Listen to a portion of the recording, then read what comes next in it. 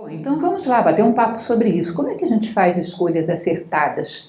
Para Platão, isso era a virtude da prudência, quando aquele que delibera, ou seja, aquele que escolhe, o faz acertadamente. Enfim, foi uma busca ao longo da história, porque nós vamos construindo a nossa vida como fruto das nossas escolhas. Portanto, não se trata de qualquer coisa, trata-se do caminho que nós vamos trilhar. Tá? Então é muito importante saber como a gente se coloca de maneira a ter a melhor chance de fazer uma escolha adequada, uma escolha que nos favoreça.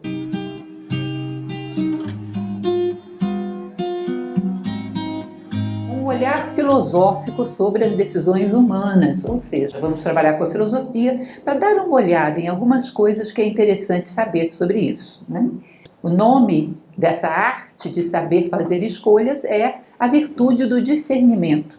Discernimento é exatamente separar o cerne das coisas, ou seja, a essência das coisas. Cerne é sinônimo de essência, para você poder saber o que é adequado e o que não é. Não significa que o inadequado seja ruim, significa que não é o melhor neste momento, entendem? Mas para isso você tem que conhecer o cerne. Discernimento vem disso. Uma pessoa superficial que não está habituado a ir mais profundamente, a observar mais profundamente aquilo que a vida oferece, não tem muito como fazer escolhas bem feitas, escolhas acertadas.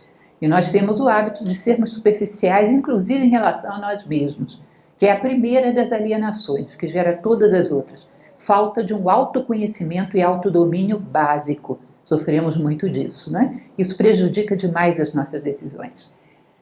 Não deixar que o tempo decida. Nós temos às vezes a impressão de que se a gente deixar para lá, o tempo vai passando e resolve o problema. O tempo não vai tomar a melhor medida. O tempo vai deixar que as coisas rolem aleatoriamente na direção que calhar, que não necessariamente é a melhor para você. É evidente que o tempo não resolve as coisas. Ele vai arrastando as coisas adiante de qualquer maneira.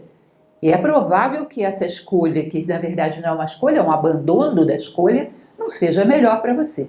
Portanto, cuidado com esse comodismo de fazer de conta que eu não estou vendo que é hora de escolher. Deixa para lá que o tempo resolve tudo. O tempo não resolve, às vezes ele complica muito as coisas. Em vários setores, não agir a tempo complica muito as coisas. Eu acho que em quase todos, para falar a verdade. Então não caiam nessa de vamos deixar para lá, vamos fazer de conta que não estou vendo que eu tenho que decidir alguma coisa aqui. E deixa que isso aí se resolve sozinho. Não resolve. Tá? Então é a primeira coisa que a gente tem que desmitificar.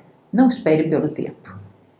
O que mais? Quase toda palestra eu falo sobre isso, porque gosto muito de etimologia, que é a origem das palavras. A gente usa as palavras sem saber o que elas significam. Vocês não sabem a diferença que faz isso. Quando a gente começa a se aprofundar nas palavras, entender o que elas significam, qual é a origem delas, de onde elas vieram, quando elas nasceram, elas queriam dizer o quê? E a inteligência ela é composta de inter e elegere. Elegere de eleger, de escolher. Ou seja, escolher dentre. Essa é a origem dela. Seria do latim escolher dentre. Ou seja, escolher dentre múltiplas possibilidades qual é a melhor. Disse que a maior de todas as inteligências é escolher dentre todas as opções que o mundo te oferece quem é realmente você.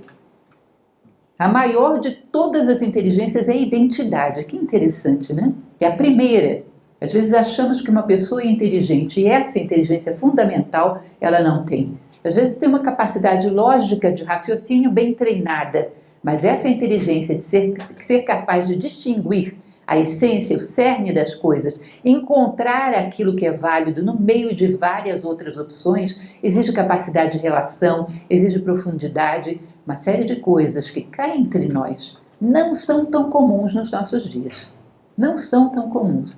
Nós deveríamos estar mais preocupados pela escassez da inteligência natural do que pela abundância da inteligência artificial. Porque são duas coisas preocupantes, sem dúvida. Inteligência é algo que a gente tem que desenvolver através de uma capacidade de aprofundamento e de capacidade de fazer relações. E hoje somos cada vez mais, digamos assim, apressados e superficiais, o que impede muito o desenvolvimento da inteligência. Então ela também está relacionada a saber fazer boas escolhas, está relacionada a discernimento. O que mais? ligada à prudência também. Eu falei para vocês que Platão dizia que a virtude certa aí seria a prudência. Para ele, prudência é a virtude que, quando a pessoa faz escolhas, escolhe acertadamente, ou seja, escolhe o melhor para si. Prudência tem a ver com sabedoria. Tá? Então, a prudência é aquela que leva à reflexão, impede que você tenha uma decisão impetuosa, decidir com a cabeça quente, aquilo que mais ou menos a gente costuma dizer, né? Não pensamos, decidimos baseados em emoções, em paixões, em ódios, em revoltas, em vinganças, seja lá o que for. Somos muito passionais nas nossas decisões, muito passionais. Decidimos em cima daquilo que queremos, que às vezes pode ser um gosto passageiro. Se você fosse um pouco sensato, pensaria mais naquilo que deve do que naquilo que quer. Porque você sabe que aquilo é um gosto passageiro, que daqui a pouco muda. Aquilo não é realmente você. Nós não somos as coisas que gostamos. Vocês já pararam para perceber isso? Muito daquilo que a gente gosta não foi escolhido por nós. Veio através de propagandas da sociedade, fomos induzidos por uma série de gostos coletivos. Se você parar para pensar de todas as coisas que você gosta, qual a que você realmente escolheu a partir de uma comparação que você fez, de um autoconhecimento profundo que você tem, o que se afiniza com esse autoconhecimento, você vai perceber que é quase nada, é muito pouco. A maioria das coisas foram induzidas pela massa, pela educação que recebemos, pelo momento histórico. Somos induzidos, damos 10 passos na rua e estamos sendo induzidos. A propaganda está para todos os lugares. E a propaganda, às vezes, com uma série de recursos subliminares para que a gente seja influenciado sem que sequer perceba. Ela é muito eficaz, a propaganda. Passa para nós através de vias muito sutis e quando a gente vê, já tem uma escolha, já foi induzido por alguma coisa. Né? Então, pouco daquilo que a gente gosta tem alguma coisa a ver realmente conosco. Seria o ideal que fosse assim, mas em geral não é. Tá? Então, a prudência tem a ver com parar, pensar e agir. Ou seja, dar um tempo suficiente para fazer o que nesse tempo? Fazer uma reflexão. Virar-se para dentro, que é exatamente o que a gente vai falar na nossa tela seguinte. Prudência é filha da reflexão. A reflexão é vida interior. Virar-se para dentro e tentar imaginar. Quem sou eu?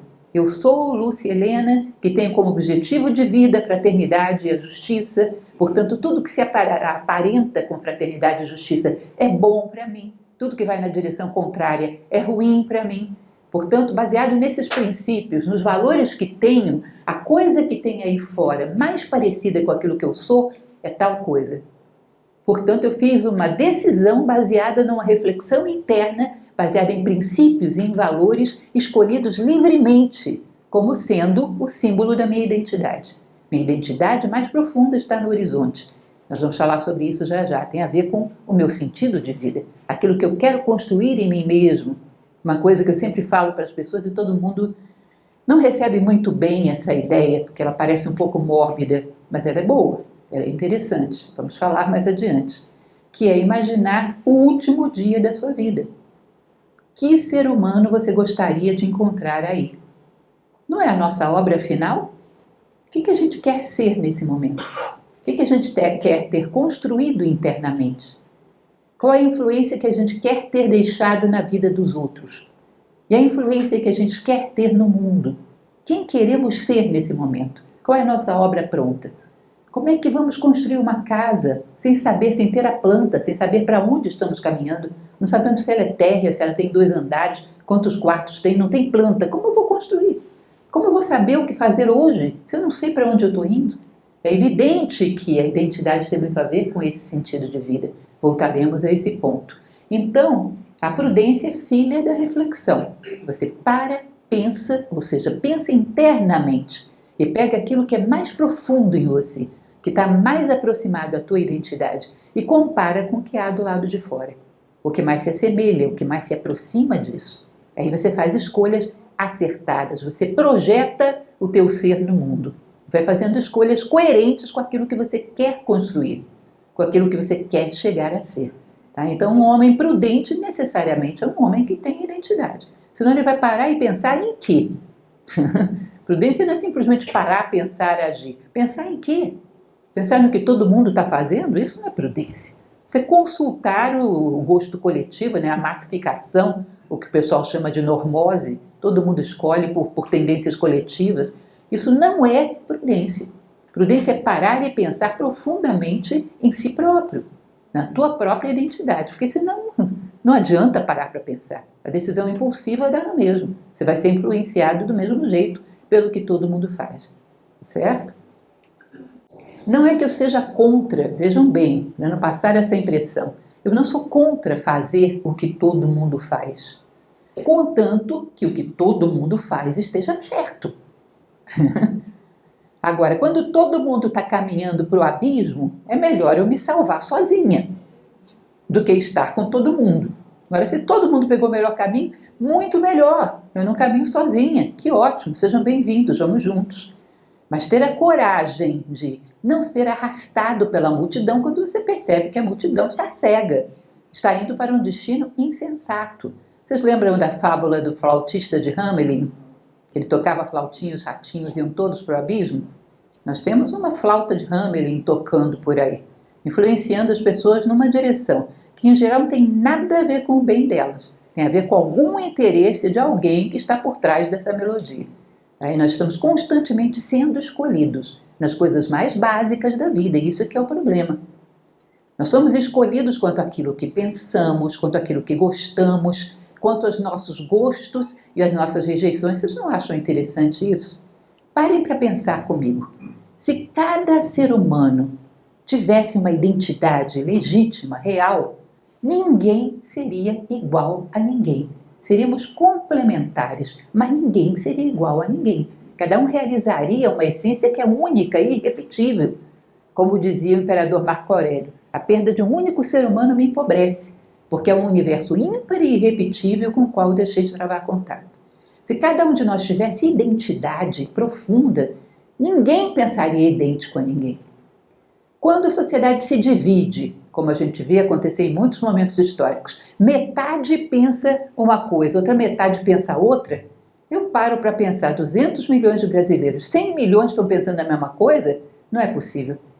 Provavelmente ninguém está pensando nada. Devem estar sendo pensados. Porque 100 milhões de pessoas era para ser 100 milhões de opiniões. Onde cada um pensa e se complementam entre si e vão fazendo tese, antítese, síntese e vão construindo alguma coisa conjunta. Isso seria maravilhoso, porque veríamos uma questão por todos os ângulos que ela tem. Você pegar 100 milhões de pessoas e estão pensando a mesma coisa, é provável que ninguém esteja pensando. Cá entre nós. Então nós temos ignoramos que nós temos que construir a nossa visão do mundo. Muitas vezes nos entregamos a esse comodismo, como se tudo já estivesse pensado. E nós tivéssemos simplesmente que optar por um dos bandos, por uma das tribos que estão por aí. Cancelamos aquilo que temos de mais autêntico, que é a nossa própria identidade e, consequentemente, o que viemos fazer no mundo, que tem tudo a ver com a nossa identidade. Quando nós sabemos quem somos, sabemos também o que nós viemos fazer aqui, qual é a nossa missão. E saber a nossa missão é o que nos realiza, para poder realizá-la e realizar a nós mesmos. Entendido? Isso é muito importante, mas eu ainda acho mais engraçado, cá entre nós, só abrindo um parêntese dentro da palestra, eu acho mais engraçado do que as pessoas terem uma opinião, um pensamento coletivo, é terem um sentimento coletivo. Vocês não acham isso curioso? De repente, de uma hora para outra, todo mundo odeia um personagem público, ou ama um personagem público. Como assim? Você pergunta para as pessoas, ele te fez alguma coisa? Não, nem conheço. Então por que você odeia? Ou por que você ama? Ah, porque todo mundo está odiando, deixa eu ir também. Isso é o quê? Sentimento, isso? Como assim? Que tipo de sentimento pré-fabricado é esse? Eu sempre lembro, algumas palestras eu conto essa história de um fato que aconteceu comigo na minha infância, gente. Foi muito engraçado. Eu tinha 10 anos, tinha acabado de chegar em Brasília, estava indo para o meu colégio, quando chegou lá não tinha aula, porque tinha morrido Juscelino Kubitschek. Aí eu vim voltando para casa, no meio do caminho encontrei um menininho da minha turma, indo para a escola. Parei e falei para ele, olha, hoje não tem aula não, pode voltar. Ele, por quê? Porque morreu Juscelino Kubitschek. Ele me olhou assim, caiu a cabeça. Totalmente consternado. Era puro sentimento. Aí de repente ele levanta a cabeça, ele era da 5ª série?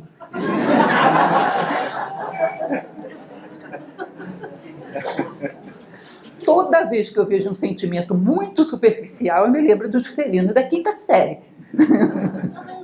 Cá entre nós. Então nós chegamos ao máximo de coletivizar até os nossos sentimentos, pelo amor de Deus. Tá? Fazemos muito isso. E aí fica muito difícil você fazer escolhas autênticas, se você não é autêntico. Vai escolher aquilo que todo mundo escolhe, que não necessariamente é o melhor. Tá? Sobretudo quando as pessoas não estão agindo pela razão. Estão agindo por emoções ou induzidos por alguém. Quando as pessoas estão em pânico, elas correm para a melhor alternativa? Em geral, correm na direção do perigo, né? Ao invés de correr dele. Ou seja, quando as pessoas têm as suas emoções alteradas, em geral tomam as piores decisões. E você entra nesse grupo para não ir sozinho. Então é muito importante pensar sobre a questão da autenticidade, sobre a questão da identidade, que ainda vamos falar sobre ela. Profundidade, mente superior. É muito importante que a gente entenda um pouco a respeito de como funciona a nossa mente. Na Índia, eles chegam ao ponto, para ser bem pedagógicos, de dizer que nós temos duas mentes.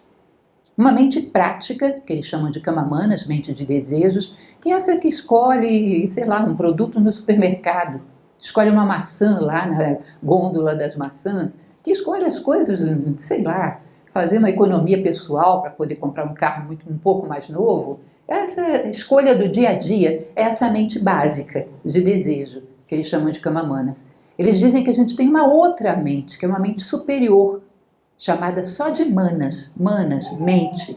Para quem não sabe, daí veio o man, o men, que está associado ao homem nas línguas neolatinas, nas anglo-saxônicas, porque o sânscrito, para quem não sabe, é também uma língua que vem do proto-indo-europeu, em comum com a gente. Portanto, daí veio esse prefixo ligado ao homem, de manas, de man, de men, do sânscrito, tá? Só uma pequena divagação em linguística. Mas enfim, essa manas, essa mente superior que a gente tem, ela só pensa baseada em princípios e valores universais. Para ela tomar uma decisão, ela vai consultar o que é nobre, o que é justo, o que é bom, o que é altruísta, o que eu devo fazer como ser humano. Ela só pensa nesses termos. E o que eles dizem?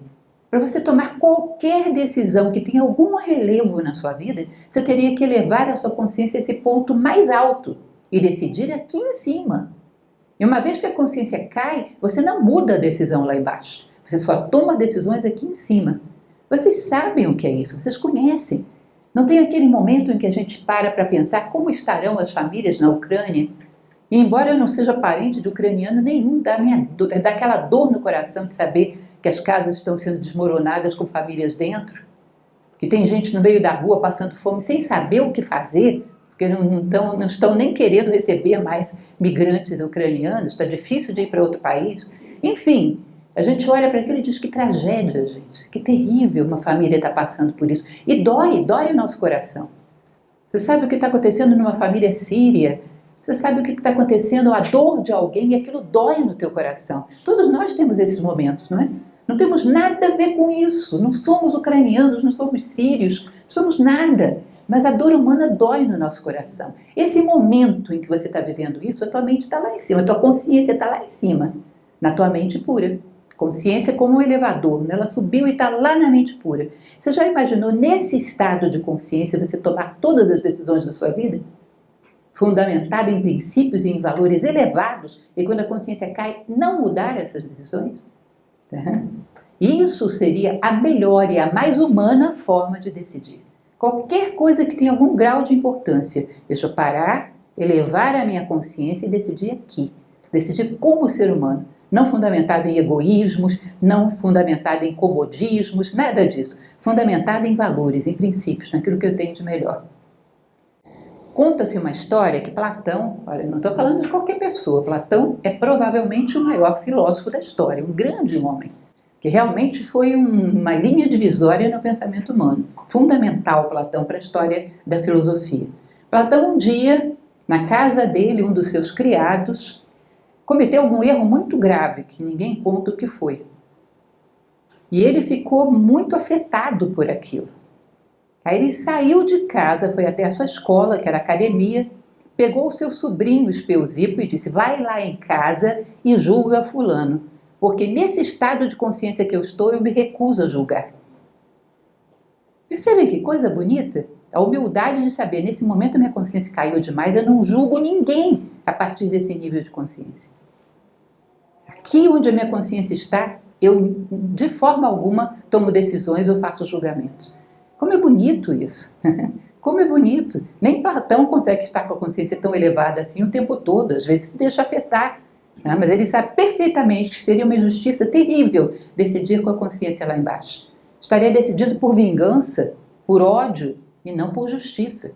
Então ele pega uma pessoa que não tinha nada a ver com isso, não tinha por que estar abalado para ir lá ouvir a história e tomar a melhor decisão, a mais justa de todas. É assim, isso deveria ser o nosso principal guia para decisões. Sempre consultar aquilo que a gente tem de mais nobre, mais elevado.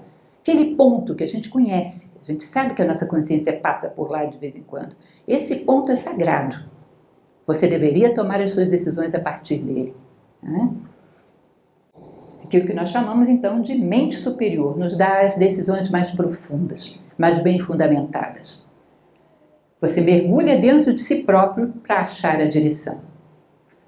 Continuando, capacidade de observação, saber diferenciar. Existe uma coisa que tem a ver com a nossa superficialidade, com a nossa falta de autoconhecimento. É como somos dispersos nos dias atuais, incapazes de estar atentos aos detalhes da vida. Uma vez eu peguei os meus alunos, numa turma de filosofia, sem maiores avisos, peguei eles e falei: quanto tempo vocês trabalham no mesmo lugar? Um trabalhava 10 anos, outro 20, outro não sei quanto tempo. No mesmo lugar? É, no mesmo lugar. Me descreve agora como é o teto da sua sala de trabalho. Como é a luminária? Tem sanca ou os acabamentos são retos? Como é o teto? Vocês acreditam que ninguém lembrava? E trabalhava 20 anos dentro daquela sala? Você pode achar uma besteira ficar olhando para o teto. Não é uma besteira ser detalhista. Olhar para o requinte das coisas da vida, porque é assim que você conhece as coisas. Ter requinte, ter essa capacidade de observação. Eu sempre recomendo, inclusive, que as pessoas exercitem um pouco ouvir música instrumental, ouvir música clássica, para perceber quando entra um instrumento, quando sai outro, para poder depurar um pouco essa sua atenção. Porque a vida é cheia de requintes e detalhes que são muito importantes. E a partir disso também você pode ver coisas que podem te ajudar a tomar uma decisão acertada. Então, num determinado momento, digamos, eu sou chefe de uma seção. Tenho que decidir entre esses 4 funcionários qual deles vai assumir uma postura de liderança, uma postura de responsabilidade. Aí eu olho e vejo, bom, todos 4 são produtivos, mas além disso eu não sei mais nada deles. Eu sei que são produtivos porque me entregam trabalho e eu vejo que foi feito. Mas além disso, não sei nada deles. Talvez nunca tenha olhado nos olhos deles profundamente. Não preciso. Digo bom dia de cabeça baixa e pronto, executo os procedimentos de trabalho. Eu acho interessante que às vezes em todas as profissões, não estou querendo aqui acusar ou discriminar, em todas as profissões, mas particularmente uma coisa que me chama a atenção é às vezes numa consulta médica. Você vai e a pessoa não olha para você. Eu acho isso incrível. Já aconteceu comigo, não olha para você. Só fica ouvindo os sintomas e anotando alguma coisa. Em todas as profissões hoje acontece isso, porque o homem está muito disperso. Como eu posso tomar decisões em cima de coisas que eu não conheço? Eu não tive o requinte de olhar para as pessoas à minha volta, olhar para os ambientes à minha volta e tentar descobrir esse mistério que é o outro. Olhar nos olhos, não ter medo de olhar nos olhos do outro. A gente em Nova Acrópole, quando faz curso de oratória, fala muito sobre isso, de olhar nos olhos das pessoas. Eu uma vez fui fazer um curso de oratória, muitos anos atrás, externo, que não era dentro da escola de filosofia. Sabe o que eles falavam? Não olhe nos olhos das pessoas, que vai te perturbar. Olha aqui no meio das sobrancelhas, que a pessoa não vai perceber que você não está olhando para o olho dela. E você se protege dos olhos das pessoas. Pode uma coisa dessas? Cá entre nós. Não estou nem aí para você. Eu quero que você pense que eu estou te olhando, mas eu estou olhando para o meio das suas sobrancelhas. Como pode, gente? Dentro de um curso de oratória, eu ouvi, ninguém me contou. E era uma técnica que eu acredito que não era só ali que era usada, não. Tá? Então, essa questão de não olhar, de não ver, de não se aprofundar, de não se interessar por nada, é incrível isso. Depois eu tenho que tomar uma decisão, não conheço as coisas à minha volta. Não tenho profundidade em nada. Ah, escolhe tal coisa, uma sala para você ficar. Sei lá se essa sala é pior ou melhor que a minha. Nunca prestei atenção na minha. Não presto atenção em nada na vida. Da minha casa para o meu trabalho. Passo por lugares onde tem um jardim, onde tem flores, onde tem pessoas passando, levando seus filhos para a escola. O que eu vi? Não vejo nada. Não vejo nada. Fico no piloto automático só pensando em mil coisas que têm a ver com o meu trabalho, com o que eu vou fazer quando chegar em casa. Ou seja, eu ignoro o mundo, como se ele não tivesse nada de importante a me dizer. Vocês acham que isso é uma boa estratégia para a pessoa ter critério para decisões? Ele não sabe o que são as coisas. Ele não sabe o que são as pessoas. É uma superficialidade onde evitamos os olhos do outro. Evitamos nos aprofundarmos como se isso gerasse algum tipo de compromisso. E gera mesmo. No você olha nos olhos do outro, você gera um certo compromisso de coerência, de transparência, de ser verdadeiro nas coisas que você está dizendo. Gera esse compromisso e a gente foge dele, ficando na superficialidade. Então, essa necessidade de desenvolver uma capacidade de observação, ser capaz de diferenciar, para que aí você possa ser realmente um fator de soma, tomar decisões adequadas, que beneficiem a si próprio, que beneficiem o outro, com conhecimento profundo do outro. Capacidade de previsão também é um elemento muito necessário para tomar decisões. Você ter o tempo todo na sua mão. O que é ter o tempo todo na sua mão? Tempo é passado, presente e futuro. E a gente tem 3 virtudes que nos permitem ter o tempo na nossa mão. Passado, memória; presente, atenção; e futuro, imaginação. Às vezes a gente vê numa crise, sempre acontece isso. Você vai pegar aquela revista Exame, tem um monte de empreendimentos que foram para o buraco na crise. E tem um cidadão sozinho que está subindo. Não viram isso? Alguém que previu mais ou menos o andamento da crise a partir das outras crises que já viveu, tá? Porque cá entre nós, crise econômica no Brasil não é novidade. Não é novidade. Eu mesmo, ao longo da minha vida, perdi as contas de quantas eu presenciei. Eu tenho dificuldade de lembrar quando a gente não estava em crise econômica. A maior parte dos casos, a maior parte do tempo estava. Então, a crise tem um andamento mais ou menos previsível. Eu lembro do passado, eu tenho memória. E no presente eu estou atenta para ver esses fatores que foram decisivos no passado, quando é que eles surgem no palco. A crise começou a se resolver quando começou a aparecer esse fator. Estou atento, estou vendo o que está acontecendo. Que a partir dessa minha observação, da minha memória do passado, essa observação dos fatores que estão se movendo no presente, eu projeto através da imaginação algo bastante acertado, uma consequência bastante lógica daquilo que eu estou vivendo. Então eu tenho os 3 tempos na minha mão, uma capacidade de tomar decisões com clareza muito boa. Isso dentro do mercado, por exemplo, de empregos, é um CEO, é um executivo muito valorizado. Ele sabe lidar com o tempo através dessas 3 virtudes, que mais uma vez é difícil, porque somos desatentos, né? Então a nossa memória só grava meia dúzia de coisas. No nosso presente estamos atentos só àquelas coisas que a gente gosta, que a gente recortou, elegeu, né? Picotou o mundo e só olha para meia dúzia de coisas. E o futuro somos de uma falta de capacidade de imaginação que não é brincadeira, porque se ignoramos o passado, como é que vamos imaginar o futuro? Baseado em quê? Quais são as premissas de que partimos para poder imaginar o futuro? Enfim, esse é um elemento que também é muito importante. Memória, atenção e imaginação. Te ajudam muito a fundamentar uma boa decisão. Fugaz e duradouro. Nós temos uma tendência, nossa, eu estou o tempo todo falando dos nossos defeitos. Não estou querendo dizer que a gente só tem defeitos, mas estou querendo dizer que tem algumas arestas para aparar. Você percebe que nós vivemos uma sociedade imediatista. Se você tem que esperar muito tempo para obter alguma coisa, a pessoa desiste logo. Não tem paciência para um trabalho mais prolongado, que exija que ele trabalhe, que ele vá andando sem ter frutos, até um determinado ponto onde esses frutos vêm. Nós não temos paciência para isso, nós queremos resultados rápidos para tudo. Chegou ao ponto da gente cada vez criar redes sociais que cabe menos texto, porque a gente não quer ler. É textão que eles chamam, né? Você vai ver, eu às vezes vejo críticas, textão, eu vou olhar o que eu escrevi, curto, tem 10 linhas. Textão. Ou seja, é uma impaciência, um imediatismo fora do comum, é verdade. Eu já tive pessoas, vários comentários que eu estava publicando textão e conteram 10 linhas. É incrível. 10 linhas é demais, eu não tenho paciência para ler tudo isso.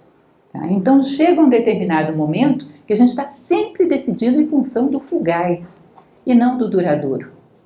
Em função das coisas que permanecem, que são mais sólidas, que podem fundamentar uma vida inteira. Não, sempre em função do fugaz. De coisas descartáveis, de relações descartáveis, de contatos superficiais, sempre em relação ao fugaz. Aquilo que você saboreia e descarta rápido. Isso vai fazendo com que você não tenha relações profundas construídas na sua vida. Uhum. Em relação ao querer e ao dever, que eu já falei para vocês, eu quero, muitas vezes prevalece sobre o que eu devo. Porque o meu gosto nesse momento, eu gosto de tal coisa. Olha, o fundamento da formação de caráter, segundo Platão, é exatamente você educar o teu gosto para gostar das coisas que te fazem crescer e rejeitar as coisas que te animalizam, que te brutalizam. Portanto, se você tem um gosto que não coincide com aquilo que você humanamente deveria fazer, não coincide com os teus princípios, eduque esse gosto. É possível educar o gosto, aprender a gostar. Não decida em função de caprichos emocionais, extremamente passageiros, isso não é você. Então não troque o duradouro pelo fugaz, não troque o eu devo pelo eu quero. Esses gostos nossos não são nem nossos, são coisas passageiras que provavelmente a gente pegou do meio. Né? Então você vai ver que numa época, por exemplo, uma vez eu vi um estudo de propaganda e achei interessante. Eles fizeram um estudo vendo, por exemplo, no passado, 1950, qual foi a campanha de propaganda que teve maior sucesso? Aí você vai ver que a campanha de propaganda que teve maior sucesso foi também o maior consumo naquele ano. Ou seja, as decisões foram tomadas em função da campanha de maior sucesso. No outro ano teve uma outra campanha que teve mais sucesso. O consumo foi todo naquela outra direção. Ou seja, essas pessoas estavam sendo guiadas, estavam sendo pensadas. Todo ano quem mais investia em propaganda era quem dominava as decisões das pessoas. As empresas cresciam, isso não mudou nada até hoje, gente. Ou seja, as empresas crescem em função da capacidade que tem de induzir os demais a escolher, a achar que ela tem algum diferencial. E é uma coisa engraçada, né? Cá entre nós, também desviando só um pouquinho do assunto. O ser humano tem uma necessidade de fazer escolhas. Isso existe como, digamos assim, um aparato da nossa psique. Necessitamos achar que estamos fazendo escolhas. Então existe dentro de uma máquina de propaganda uma previsão até disso, de que você precisa achar que está fazendo escolhas. Então sabe o que faz? Um único fabricante faz 10 produtos competindo entre si, só que todos eles são dele. Uma vez eu estava em dúvida numa prateleira de supermercado qual a pasta dental comprar. Eram tantas, eu pensei, tem alguma diferença entre essas pastas dentais? Não é possível. Tanta pasta, qual é a diferença entre uma e outra? Como é que eu vou fazer a escolha? Aí fui olhar as letras miudinhas, que a gente em geral não olha, eram todas do mesmo fabricante. Eles criam aquela variedade para você ter a ilusão de que você está escolhendo. Na verdade, você já está escolhido desde que saiu de casa. Não está fazendo escolha nenhuma. Enfim, até essa previsão de que você tem que achar que está escolhendo, às vezes já é pensada dentro de estratégia de marketing. Não estou querendo dizer que existem senhores sombrios querendo dominar a humanidade, não. Estou dizendo que existe ambição.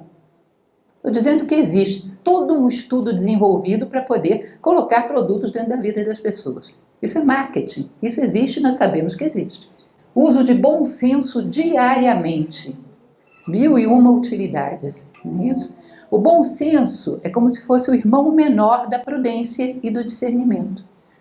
Como é que eu vou tomar uma decisão acertada no momento em que surge uma questão de peso na minha vida, uma questão significativa, se nas minhas decisões bobinhas do dia a dia eu decido de qualquer maneira? Se um país, por exemplo, vai à guerra, como acontecia com as nações do passado, ele tem sucesso se ele só treina para a guerra quando começou, ou é aquele que treina todos os dias é que tem chance de ser vitorioso? Que treina no tempo de paz? É lógico, sempre foi assim, os espartanos treinavam todos os dias, na hora que iam para a guerra ninguém vencia deles. Não é assim?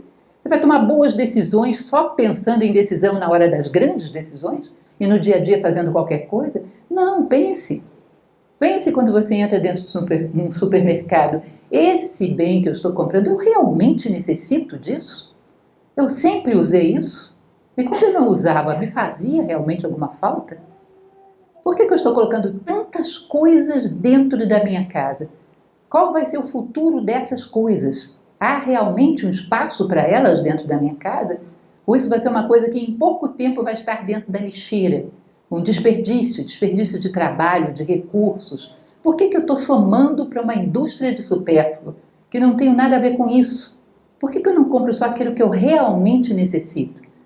Uma atitude de bom senso para você ter diante de uma prateleira de supermercado. Uma coisa simples, uma coisa extremamente simples. Eu vou jogar alguma coisa fora na minha casa. Realmente é para jogar fora isso? Isso não teria uma possibilidade de ser reaproveitado? Não, porque eu quero um modelo novo. Que diferença tem esse modelo novo? Ele vai me beneficiar mais do que esse modelo antigo? Em quê? Ah, porque a geladeira do ano tal foi lançada, tem tal função. Você precisa mesmo de tal função? Isso está fazendo falta na sua vida? Se o aparelho está bom, está funcionando, por que cargas d'água eu tenho que trocá-lo? Porque o modelo tal é mais novo. Você precisa desse mais novo para quê? Sendo que você mesmo está ficando mais velho a cada ano que passa. Por que precisa disso? Por quê? Enfim, bom senso, essa escolha assim, bem feijão com arroz, do dia a dia. As decisões que tomamos em relação às coisas, de respeitar os objetos que nos servem, de reaproveitar as coisas ao máximo, de ter uma noção de quais são as minhas reais necessidades, de saber tratar as coisas com princípio de economia, de pensar em várias considerações sobre o planeta, sobre as minhas necessidades, sobre a ecologia, seja lá o que for. Fazer boas reflexões no dia a dia, para fazer pequenas escolhas no dia a dia. Escolhas ponderadas, escolhas sensatas. É assim que você se prepara para as grandes. Treina para a guerra em tempos de paz, meu caro, senão não vai dar. Então observe as suas decisões diárias. Em geral, por serem pequenas, nós não pensamos, são impulsivas. É aquilo que se diz popularmente, o que dá na telha, não é isso? O que surge na nossa mente, vamos lá, vou comprar isso. Para quê? Não sei, está baratinho. O está baratinho, você compra qualquer coisa. Não importa para que serve. Quando chega dentro da casa, é aquele negócio que não serve para nada, ocupando espaço. Em pouco tempo, aquilo está dentro de uma lixeira. E trabalho, e recursos, e tudo que está sendo jogado naquela lixeira. Não tem sentido isso, não tem sentido. As pessoas da minha idade, que não são a maioria aqui, eu acho que são muito poucos, não estou vendo nenhum para falar a verdade, as pessoas da minha idade, eu lembro na minha infância, na minha juventude, quão pouco lixo a gente gerava. Quem é um pouco mais velho, a gente gerava pouco lixo. A gente gera uma quantidade de lixo hoje que é uma coisa absurda, dá até vergonha de colocar aquilo naquela lixeirinha na frente de casa. Por quê? Por quê? Por que a gente entrou nessa? Quem colocou na nossa cabeça que isso tinha que ser assim? E fomos entrando de uma maneira insensata, inconsciente, começamos a consumir coisas inúteis, coisas embrulhadas de uma maneira inútil, enfim, e fomos avolumando decisões que só causaram prejuízos para nós mesmos e para o meio. Falta de sensatez básica no dia a dia. É aí que a gente treina para tomar grandes decisões. Treine aí, todos os dias, nas coisas pequenininhas. É aí que a gente vai fazendo musculatura para decisões acertadas em questões maiores. Acertos e erros geram experiência, certo, geram mesmo, contanto que você reflita sobre eles. Fiz uma escolha péssima, realmente me dei mal, como se diz, né? Fiz uma escolha péssima, vou refletir sobre isso para não fazer a mesma bobagem de novo. O que me levou a fazer essa escolha? Eu tomei uma decisão impensada. Por que eu não pensei antes de tomar uma decisão? Eu sou um ser humano, homo sapiens. Eu tinha que pensar antes e não pensar depois. Existe, inclusive, na mitologia grega, dois seres, né? Um herói e o outro anti-herói, que era Prometeu, aquele que pensa antes, e Epimeteu, aquele que pensa depois, era o insensato. Nós somos feitos para pensar antes das coisas. Por que eu fui impulsivo? Eu me baseei em quê para achar que isso era bom para mim? Ah, agora eu estou atenta. Esses fatores que me alienaram não vão me alienar mais. Nesse buraco eu já não caio mais. Tá? Portanto, esse fator eu aprendi, assimilei. Esse tipo de erro eu não cometo mais. Se você erra e não reflete, você vai voltar a errar no mesmo ponto e da mesma maneira. Então não adiantou nada a experiência. Você acha que a experiência simplesmente você amadurece porque viveu? Não, se você não amadurece, se você não reflete em cima do que viveu, vai ficar repetindo a mesma experiência 1000 vezes. Não amadurece coisa nenhuma. Fica naquele infantilismo de quem está eternamente errando no mesmo ponto, na mesma coisa. Isso é fundamental que a gente tente evitar, porque a vida não é tão longa assim. Temos muita coisa para aprender. Ou seja, o erro, ele não é tão mal quando ele nos previne para erros maiores no futuro, quando eu aprendo com ele. Agora, quando eu só fico contrariado e continuo andando da mesma maneira, o erro não adianta nada. Foi um prejuízo inútil que você vai voltar a repetir. Certo? Então, vejam em que vocês fundamentaram a sua decisão que foi um erro. E procurem não repetir da mesma maneira com a mesma fundamentação. Aí sim, a experiência começa a somar, começa a fazer a diferença.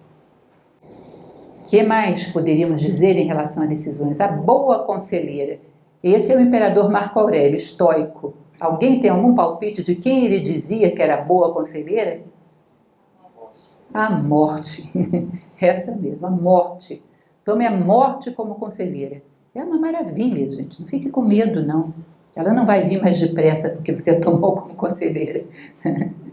Pergunte para a morte, se eu fosse morrer amanhã, que escolha eu faria agora?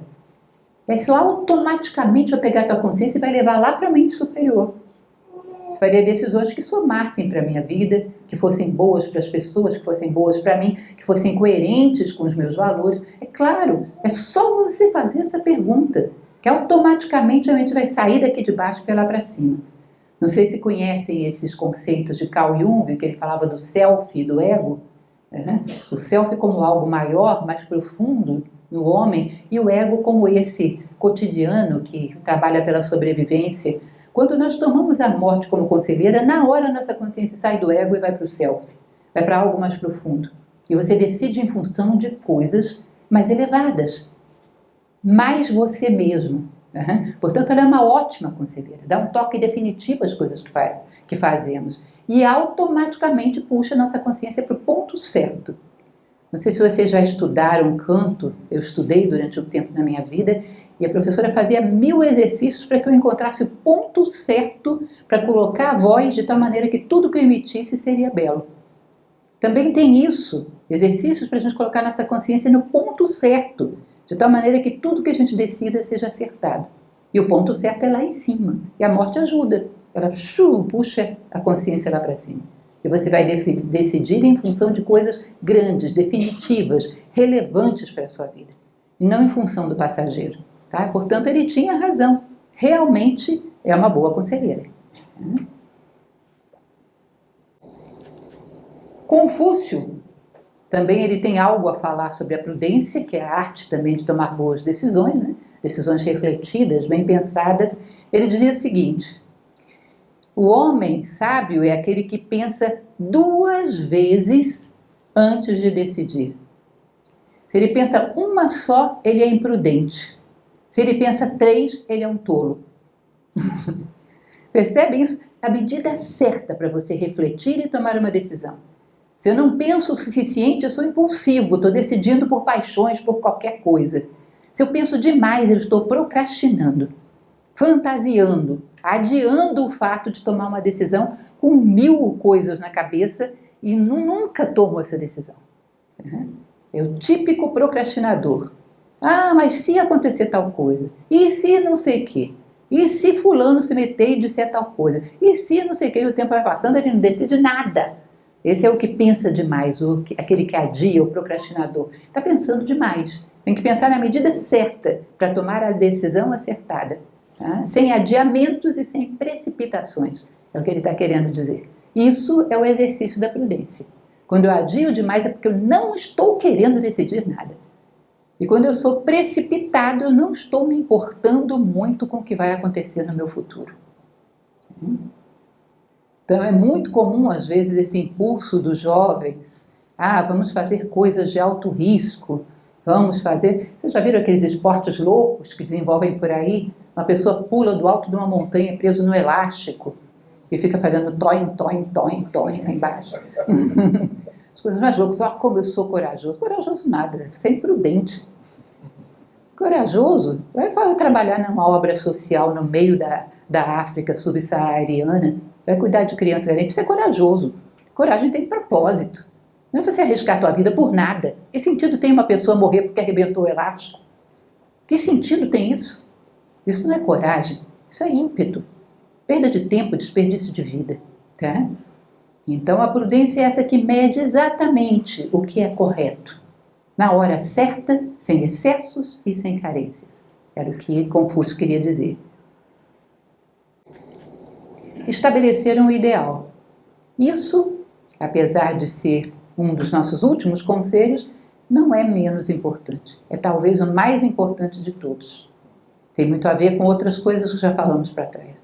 Quando eu estabeleço um ideal, onde eu quero chegar com tudo isso, quem eu quero ser no último dia da minha vida, o que eu quero construir com a minha vida, eu sei que as coisas que me levam para lá são boas, as coisas que me afastam de lá são más. Existe um exemplo que deve ser o mais batido de todas as palestras que eu já dei, todo mundo que já assistiu a uma palestra minha conhece. Eu começo a caminhar e pergunto para as pessoas, eu estou indo na direção certa ou na direção errada? As pessoas me perguntam, depende de para onde você quer ir. Digamos que eu queira chegar no quadro branco, agora está certo, agora está errado, não é assim? E se eu não quero chegar em lugar nenhum, o que é o certo e o errado? Percebe que você não tem como fazer escolha se você não quer chegar em lugar nenhum? Você vai escolher baseado em quê? No que todo mundo está fazendo. O que é certo, o que é errado para quem não sabe onde quer chegar?